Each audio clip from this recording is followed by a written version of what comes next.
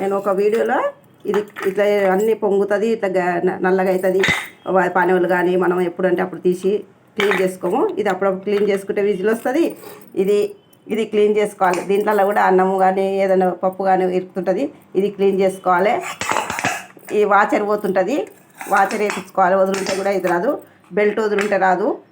Cooker whistle ఇవన్నీ చూసుకోవాలండి. నేను ఒకటి వేరే వీడియోలో ఇది ఒకటి క్లీన్ చేసుకోవడం పెట్టిన. ఇప్పుడు ఇవన్నీ ప్రాబ్లం కూడా ఉంటాయి విజిల్ రావడానికి. నేను చేసే విధానం మీకు చూపిస్తున్నా, మీరు ట్రై చేయండి.